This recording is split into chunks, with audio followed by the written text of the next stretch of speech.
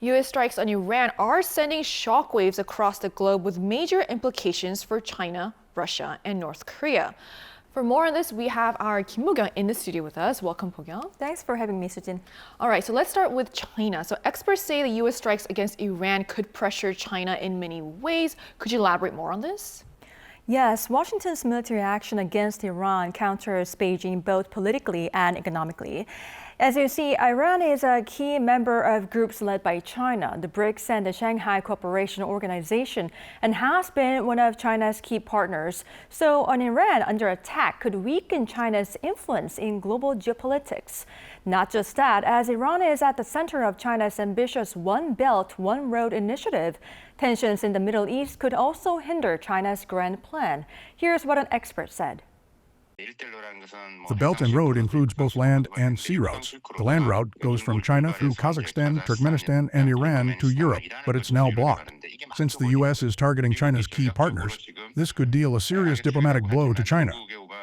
Economically, too, China is a huge buyer of Iranian oil, having imported more than 1 million barrels of Iranian crude oil per day on average last year, according to research firm Kepler, accounting for more than 80% of Iran's seaborne oil exports. Thus, if Iranian oil supplies are disrupted, Beijing would have to face higher energy import costs, leading to inflation and causing economic difficulties. When oil prices go up, insurance costs rise, and higher production costs push up overall prices. If Iran, which has served as an alternative energy route, is blocked, it will affect not only China's military, but also its economy and defense industry, both directly and indirectly. And on the other hand, Russia could benefit from the tensions in the Middle East. Is this true? Right. So if the Strait of Hormuz is blocked for a long time, China would have to find alternative oil suppliers. And in that case, countries like China and India could increase their imports of Russian crude. Russia already benefited earlier this year after the U.S. action in Venezuela. So Moscow may be hoping for similar conditions again. The expert also noted that Russia maintains working relations with all parties involved, the U.S., Iran, and Israel, which could position Moscow to act as a potential mediator. And we should not forget that the war in Ukraine is still ongoing.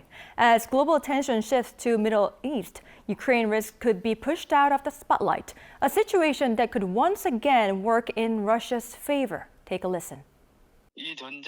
Because of this war, the conflict in Ukraine is being overshadowed, and many of the massive weapon supplies that were going to Ukraine are now being redirected to the Middle East. In that sense, Russia's position in the current situation is not unfavorable. I see. So when it comes to North Korea, many say the U.S. attacks on Iran dim the prospects for North Korea-U.S. talks. So how did North Korea react to the strikes on Iran? Right, so North Korea strongly condemned the U.S. on Sunday, calling the strikes gangster-like conduct, though the tone was moderated as the statement did not directly mention President Trump. Also, according to the Korean Central News Agency on Thursday, North Korean leader Kim Jong-un inspected his regime's new 5,000-ton destroyer, the Chaehyun, for 2 consecutive days ahead of its commissioning and watched tests of ship-launched surface-to-surface strategic cruise missiles. One expert says the move appears aimed at showcasing North Korea's military strength following the recent events in Iran. This likely reflects a strategic intention to demonstrate military strength in response to the situation involving Iran in the Middle East and as a counter to the upcoming South Korea-U.S. joint military exercises. Apart from that, pundits say the chances of potential talks between Kim and Trump have become slim, as attacks on Iran after failed nuclear negotiations would have eroded North Korea's trust in talks with Washington, likely pushing the regime to strengthen its nuclear program. This is what another North Korea expert said. Although the regime is trying not to provoke the Trump administration, Kim believes that nuclear deterrence is the only way for the North to survive. It sees strengthening its second strike capability as the only way to prevent Trump from miscalculating or taking one-side military action.